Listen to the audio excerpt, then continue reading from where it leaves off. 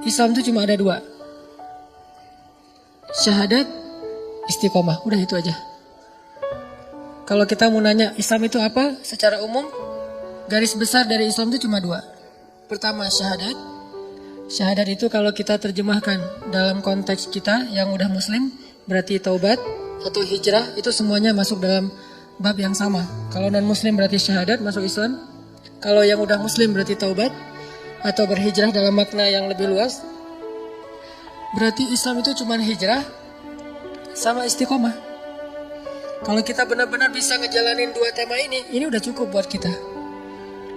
Kalau dalam bahasa surat Ali Imran tuh, ya ayyuhalladzina amanu ittaqullaha haqqa tuqatih wa la tamutunna illa wa antum muslimun. Cuma dua itu.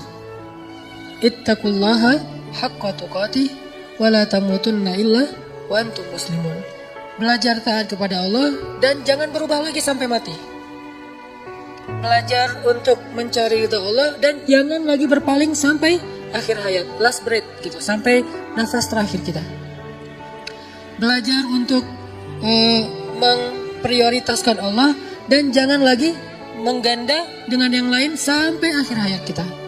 Kalau kita bisa kayak gini, maka kita menjadi orang-orang yang muflihun, orang yang beruntung. Cuman dua itu doang tuh Islam. Kalau kita sederhanakan. Tapi kalau kita breakdown, ketaatan itu kan macam-macam ya. Ada ketaatan dalam bentuk belief, yaitu iman. Siapa yang paling kita yakini. Ada ketaatan dalam bentuk ritual, ibadah. Gimana ibadah sholat kita terutama 5 waktu. Kemudian ketaatan dalam bentuk sosial. Seperti apa akhlak kita, seberapa besar manfaat kita bagi orang lain. Ini kalau kita breakdown kalimat taat. Nah kalau kita udah belajar taat, maka coba fokus kayak gitu aja sampai akhir hayat. Itu udah nggak akan ada lagi yang membuat kita khawatir tentang masa depan kita nanti di akhirat. Allah pasti benar-benar menjamin kita min ahlil jannah, termasuk ahli surga. Makanya tema Islam itu sebetulnya cuma dua teman-teman. Syahadat, taubat, hijrah itu satu tema. Yang kedua adalah istiqomah atau dawam. Istiqomah atau dawam. Karena dua istilah ini sering agak-agak samar di kita. Kadang dawam disebut istiqomah, kadang istiqomah disebut dawam. Tapi gak usah terlalu dipermasalahin, udah aja digabung. Istiqomah dan dawam. Nah malam ini kita akan bahas bab ini. Bab tentang gimana setelah kita berhijrah kita bisa kayak gini itu sampai akhir hayat. Setelah kita bertekad pengen berubah kita itu sampai akhir hayat.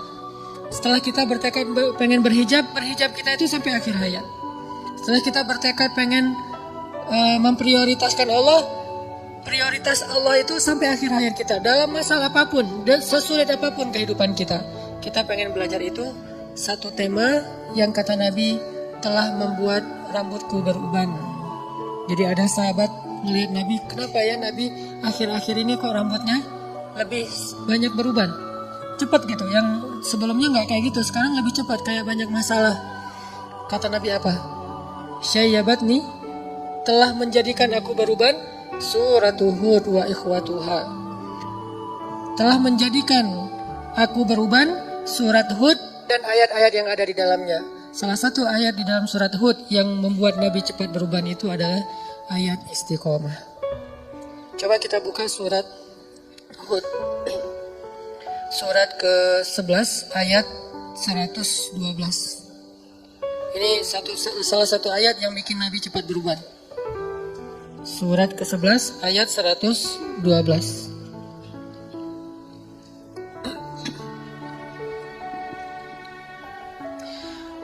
A'udzu billahi minasy syaithanir rajim. Silakan.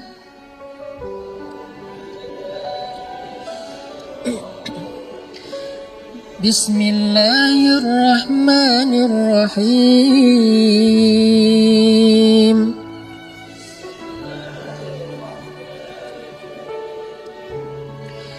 فاستقم كما أمرت ومن تاب معك ولا تطغوا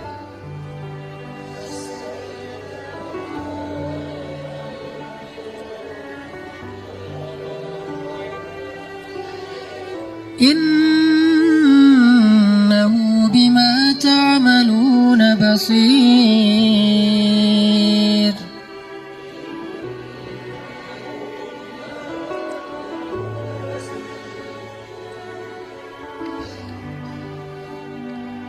Dan ayat berapa tadi?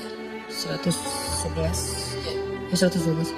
Maka tetaplah engkau Muhammad di jalan yang benar, sebagaimana telah diperintahkan kepadamu dan juga orang-orang yang bertaubat bersamamu. Dan janganlah kalian melampaui batas. Sungguh Dia Maha melihat apa yang kalian kerjakan. Nah, fastaqim ini adalah perintah untuk istiqomah. Dan sebagian besar ulama memaknai yang namanya perintah istiqomah itu adalah wajib. Berarti istiqomah dalam satu kebaikan hukumnya wajib. Istiqomah setelah kita berhijrah hukumnya wajib. Istiqomah setelah kita bertaubat hukumnya wajib. Istiqomah kepada satu syariat Allah hukumnya wajib. Fastaqim. Kalimat fastaqim ini kalau diterjemahkan dengan istilah lain itu fattakullah. Ya ayyuhalladzina amanu ittaqullaha haqqa tuqatih. Bertakwalah kalian kepada Allah dengan sebenar-benar takwa. Atau dalam ayat yang lain disebutkan dengan istilah wasbir, dan bersabarlah. Semua kalimat ini memaknai istiqomah. Bertakwa, bersabar, lurus, jangan berpaling. Semua ini artinya istiqomah. Maka teman-teman yang dirahmati Allah Subhanahu wa taala, inilah salah satu ayat di dalam Al-Qur'an yang sempat bikin Nabi itu cepat beruban. Gimana cara Nabi bisa cepat beruban? Karena Nabi memaknai ayat ini, fastaqim. Istiqomahlah kamu, jangan belok-belok. Jangan kalau bisa bergeser aja, jangan. Udah aja lurus kayak gitu, seperti yang Allah inginkan. Memangnya Nabi itu belok-belok? Enggak kan? Nabi itu kan orang lurus banget ya. Gak pernah beliau tergoda baik oleh tahta, harta, dan wanita tuh gak sama sekali. Karena tiga-tiganya kan pernah ditawarin untuk Nabi kan. Pas beliau lagi awal-awal berdakwah di Mekah tuh, datang Utbah bin Rabi'ah, datang Walid al-Mughirah, datang kepada Nabi bilang, ya Muhammad, kamu cari apa sih, kata mereka. Udahlah, kita win-win solution aja deh. Kami dapat apa yang kami inginkan, kamu juga dapat apa yang kamu inginkan. Apa yang kamu inginkan? Kalau kamu menginginkan harta, kami kumpulkan harta-harta kami semuanya, lalu kami serahkan kepada kamu. Kamu menjadi orang yang paling kaya di kota Mekah. Kamu jadi orang yang paling kaya di kota Mekah. Ini kalau dalam konteks kita tuh, kita lagi hijrah, kita lagi pengen benar, tiba-tiba dapat ke tawaran-tawaran kerjaan yang kita tahu hasilnya itu syubhat atau haram. Tapi gede. Syubhat atau haram tapi gede. Arti syubhat, kita ragu-ragu, ini boleh gak sih? Kata ustadz ini gak boleh, tapi banyak yang bilang, kata ustadz ini boleh, tapi banyak yang bilang gak boleh. Kan syubhat nih. Sampai tingkatan syubhat tertinggi itu apa teman-teman? 99 orang bilang boleh, cuma satu bilang gak boleh, syubhat. Walaupun ini gak harus semuanya kayak gini ya, level orang kan berbeda-beda. Ada yang takwanya sampai ke tingkat waro. Waro itu yang meninggalkan 99 halal hanya gara-gara khawatir dengan satu yang haram. Itu tingkat waronya tuh udah tingkat tinggi lah. Kayak Umar tuh. Tuh Umar waronya luar biasa. Gimana waronya Umar? Pernah beliau lagi minum susu onta gitu, terus rasa susunya beda sama susu yang biasa diminum. Mungkin beda merek gitu, beda brand gitu kan ya. Pas diminum nih, nggak kayak gua minum biasanya nih, susunya beda nih rasanya nih. Lo dapat dari mana? Beli di Indomaret mana nih? Kata asistennya, enggak, wahai khalifah, ini memang bukan susu unta milikmu, tapi ini unta dari Baitul Mal, unta zakat, milik kaum muslimin. Langsung ditaruh tuh gelas, mau muntahin nggak enak, udahlah ditaruh aja tuh gelas di situ. Ma'azallah, kata Umar, astagfirullah, innalillah, kenapa kamu memberikan sesuatu yang neraka buat saya? Kata pembantunya, ini halal, bukan dari hasil curian, dari Baitul Mal, tapi kan bukan milik saya, milik kaum muslimin, dan saya belum minta izin kepada mereka. Akhirnya Umar pun tidak lagi mau minum susu itu dan kemudian meminta maaf kepada seluruh kaum muslimin. Dia posting, dia bilang, wahai masyarakat Islam, posting nih, presiden posting, bayangin. Apa isi captionnya? Minta maaf saya udah minum setengah gelas susu milik kalian. Ini istiqomahnya seorang pemimpin yang luar biasa. Gak mau macam-macam. Kalau yang bukan milik dia gak mau dia sama sekali. Satu tetes aja gak mau. Kenapa? Satu tetes itu sama dengan satu tetes api neraka. Satu tetes api neraka kan cukup melelehkan ubun-ubun ya. Gak usah api neraka, satu tetes lahar aja coba bayangin. Kan ngeri banget tuh. Satu tetes lahar itu bisa ngebakar satu pohon besar. Sepohon beringin itu terbakar oleh satu tetes lahar. Taruh aja di bawah, di akarnya, kebakar sampai ke atas. Gimana satu tetes neraka? Melelehkan ubun-ubun sampai ke ujung kaki. Gak mau udah satu tetes pun. Terus kasus yang lain. Kasus yang lain tuh Umar lagi jalan ke pasar. Terus tiba-tiba ngelihat ada banyak onta. Ada satu onta di antara sekian banyak onta yang lebih gemuk sendiri dibandingkan yang lain. Dia gemuk sendiri nih ontanya. Akhirnya Umar nanya, itu onta punya siapa kok bisa gemuk sendiri? Kata orang-orang, milik anakmu ya Amirul Mukminin. Anakku yang mana? Abdullah bin Umar. Panggil Abdullah sini. Panggil. Ada apa ayah? Abdullah, kenapa onta kamu gemuk sendiri dibandingkan onta yang lain? Ya, saya nggak tahu. Ya, saya ngasih makan dari cara yang halal, saya kasih minum dari cara yang halal. Kata Umar, enggak. Pasti orang-orang mendahulukan ontamu daripada onta yang lain karena dianggap engkau anaknya Amirul Mukminin. Mereka akan memberikan rumput yang terbaik untuk ontamu sebelum onta-onta yang lain karena engkau anak Amirul Mukminin. Berikan air kepada onta anak Amirul Mukminin. Berikan rumput kepada onta anak Amirul Mukminin. Sehingga ontamu lebih gemuk sendiri dibandingkan onta yang lain. Tapi saya nggak pernah minta mereka melakukan itu. Tapi walaupun kau nggak minta, mereka tetap melakukan itu, kata Umar. Terus gimana nih? Keputusan saya, kata Umar, jual ontamu itu ke pasar dengan harga pasaran sama. Lalu keuntungannya, lalu hakmu adalah mengambil seharga ketika engkau membeli unta itu masih kecil, bibit unta. Itulah hakmu. Sisa keuntungannya serahkan kepada Baitul Mal. Apa kata anak Amirul Mukminin? Sam'an wa ta'atan ya Amirul Mukminin. Sami'na wa ata'na wahai ayah. Gak ada protes-protes. Ini artinya bukan dia doang nih yang istiqomah. Dia mengistiqomahkan keluarganya. Bahkan pernah dia nyuruh anaknya itu ngembaliin hadiah gara-gara dapat hadiah dari temannya di Syam. Syam itu Suriah kalau sekarang. Salah satunya Damaskus. Anaknya Umar itu dapat hadiah dari Damaskus dari temannya kayak gitu. Gak tahu lagi ulang tahun atau lagi apa, pokoknya dikasih hadiah aja. Pas sampai di Madinah, dilihat sama Umar, ini dari mana nih hadiahnya nih? Kata anaknya, dari teman saya di Damaskus. Wah, balikin, kata Umar. Kenapa dibalikin? Sesungguhnya dia tidak memberikan hadiah ini kecuali karena dia melihat engkau sebagai anak Amirul Mukminin. Kalau engkau bukan anak presiden, emang dia akan kasih hadiah? Ya saya nggak tahu. Maka dari itu kembalikan, yang bukan hak kita dibalikin. Saking luar biasanya istiqomah. Dan Nabi pernah diuji dengan yang kayak gini nih. Diteladani oleh Abu Bakar, diteladani oleh Umar. Teladan Abu Bakar apa? Ketika Abu Bakar hidup bersama seorang perempuan yang menikahi 3 laki-laki ahli surga tiga-tiganya. Siapa namanya? Asma bintu Umais. Cewek yang punya 3 suami, tiga-tiganya ahli surga. Bukan poliandri ya. Dia nikah, terus suaminya meninggal, nikah lagi, suaminya meninggal, nikah lagi, suaminya meninggal. 3 kali nikah. Dan 3 kalinya, tiga-tiganya itu ahli surga. Suami pertama Ja'far, Nabi menyebutnya Tayyar, seorang laki-laki yang punya sayap di surga. Itu Ja'far. Nanti kalau teman-teman masuk surga ngelihat ada yang terbang-terbang, itu Ja'far namanya. Jangan foto, ini siapa sih? Jangan, udah ketahuan Ja'far. Nggak tahu, nggak pernah ikut talim ya. Ja'far namanya kalau yang punya sayap di surga. Kedua suaminya Abu Bakar, udah dijamin surga dalam banyak hadis. Yang ketiga suaminya Ali bin Abi Thalib. Jadi 3 kali nikah, tiga-tiganya punya anak. Dan 3 suaminya itu adalah min ahlil jannah mubasysyirina bil jannah, orang yang dijamin masuk surga.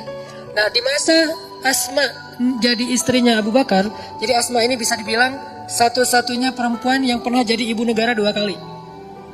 Pas istri Abu Bakar sama pas jadi istri Ali, 2 kali jadi ibu negara. Dan dia ibu negara pertama dalam Islam, Asma bintu Umais.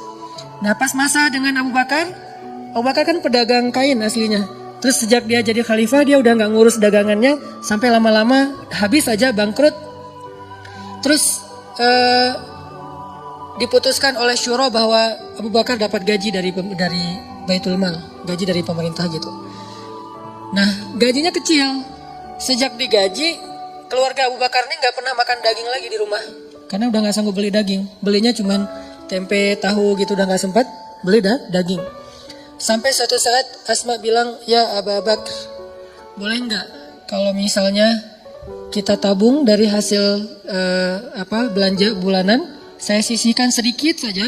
Nanti setelah beberapa lama kalau udah cukup, saya pengen beli daging sesekali. 1/4 kilo juga nggak apa-apa, yang penting makan daging. Udah lama banget kita nggak makan daging. Kata Abu Bakar, coba aja kalau bisa disisihin setiap hari sama Asma. Yang harusnya beli, misalnya makan telur 1 orang 1 butir, sekarang 1 butir bagi 4 gitu telurnya teh. Telur rebus bagi 4. Terus juga kalau roti 1 orang 1, sekarang 1 orang 1 roti ber-3 atau 1 roti seharian dicicil makannya. Diirit banget sama Asma. Sampai setelah beberapa lama akhirnya tabungan Asma ini bisa untuk beli daging sedikit. Dia bilang kepada Abu Bakar, ya Abu Bakar ini udah dapat nih bisa beli daging, boleh saya pakai untuk beli daging? Berapa wahai Asma? Disebutin angkanya. Lalu Abu Bakar mengatakan, wahai Asma, berarti gaji saya selama ini lebih ya? Lebih dari kebutuhan kita. Rela nggak jika kita berikan kembali gaji yang sisa ini kepada Baitul Mal dan mulai bulan depan gaji saya dikurangin sebagaimana yang kamu bisa menyisihkannya? Apa kata Asma? Sam'an wa ta'atan. Solehnya orang dulu tuh. Sam'an wa ta'atan, sami'na wa ato'na. Nggak ada protes, nggak minta cerai, nggak posting, nggak.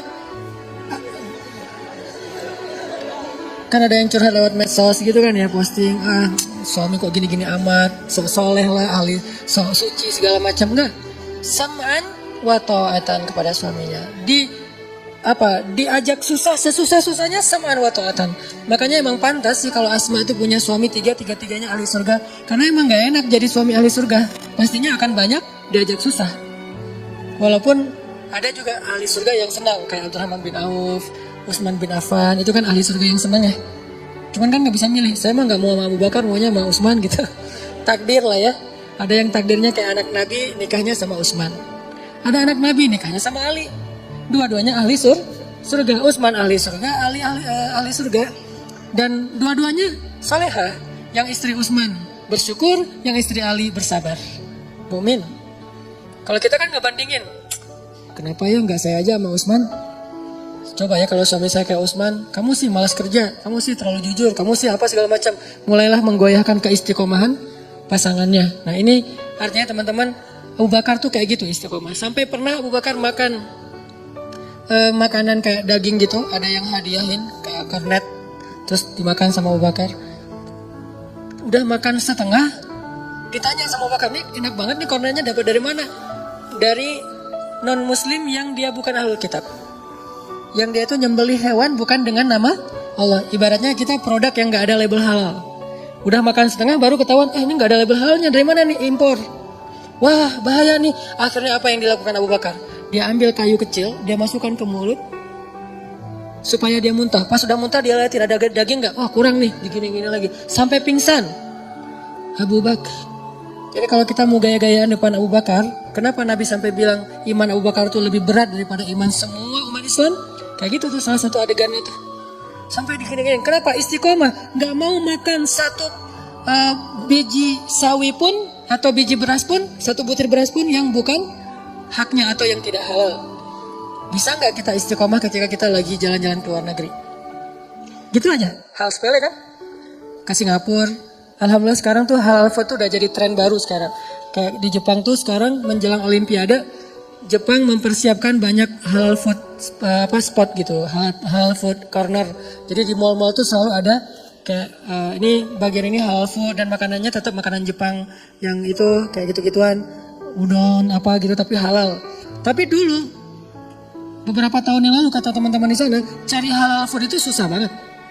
Kalau nggak benar-benar masak sendiri nggak akan bisa dapat makanan di luar yang halal. Ke Hong Kong, ke New Zealand misalnya kemana, itu kalau kita nggak kuat untuk benar-benar berazam, saya nggak akan makan kecuali yang halal, walaupun akhirnya agak-agak emang nggak nyaman sih, harus masak sendiri atau dimasakin temen, atau mungkin carinya di pasar itu nyari dulu kemana yang ada kebab Turki baru dimakan, atau yang makanan India. Itu juga nyarinya susah. Kadang-kadang bosan pengen makanan-makanan yang fast food misalnya, yang ala-ala di luar kan mungkin rasanya beda sama di Indonesia nih, sama-sama fast food. Pengen ngerasain nih fast food yang di luar kayak gimana? Nggak boleh. Ini namanya istiqomah. Kalau bisa kayak gini aja nih, udah dijamin masuk surga. Baru bab makanan yang bukan dalam keadaan lapar banget loh ya. Makanan yang sebetulnya masih banyak pilihan. Itu aja kadang-kadang kita udah ujian kan, udah PR nih. Udahlah, nggak usah terlalu fanatik apa jadi orang. Kadang-kadang setan nggak bisikin, nggak apa-apa nanti tinggal taubat. Kan suka gitu ya. Udah aja sekarang mah nanti tinggal taubat sesekali lah gitu. Nah ini kadang-kadang bikin kita agak-agak lemah. Disitulah PR kita nih, mujahadah kita, usaha kita tuh, effort kita di situ. Setelah kita berhijrah, setelah kita taubat, udah coba effortnya cuman fokus dengan istiqomah, saya mah nggak mau melanggar. Saya bilang, pengen main? Boleh, tapi jangan bikin dosa. Pengen have fun? Boleh, tapi jangan nambah dosa. Pengen nongkrong? Boleh, tapi jangan lalai buat kita jadi jauh dari Allah. Sebetulnya bisa banget, cuman kita kadang-kadang terlalu pragmatis dan gak sabar untuk ngejalanin dulu cara-cara Allah. Salah satu misi saya dalam postingan-postingan di sosmed itu adalah, walaupun belum sempurna ya, saya pengen nunjukin lifestyle yang realistis aja lah, gak usah terlalu soleh-soleh amat yang mungkin hanya sebagian kecil orang yang bisa ngelakuin. Saya nggak akan posting lagi sholat tahajud, kecuali emang sengaja syiar pengen ada event tahajud bareng. Saya nggak posting lagi tilawah yang panjang banget, tilawahnya 1 hari 10 juz, walaupun nggak pernah misalnya. Saya posting yang realistis aja lah, hidup kita tuh kerja, terus keluarga, main, apalagi hidup anak muda kan banyak mainnya, entertain ya. Saya pengen ngasih tahu bahwa main tuh boleh banget, banyak main pun nggak masalah, tapi jangan bikin dosa, itu doang. Kita bisa jalan-jalan, kita bisa have fun, kita bisa seru-seruan, kita bisa asik, bisa apa aja yang kita hobi kita lakuin dengan syarat jangan bikin dosa. Dan itu bisa banget, gak akan mengurangi funnya. Apalagi udah punya pasangan, lebih bisa lagi. Kalau belum agak berat sih ujiannya emang. Untuk dapat fun itu agak sedikit garing lah ya. Mungkin salah satu cara istiqomah emang benar kata Nabi, menikah biar lebih istiqomah, walaupun bukan berarti udah nikah itu pasti istiqomah 100%, enggak ada yang 100% kecuali Rasulullah Sallallahu Alaihi Wasallam. Ya saddidu wa qaribu kata Nabi, kalau nggak bisa lurus banget minimal qaribu, mendekati.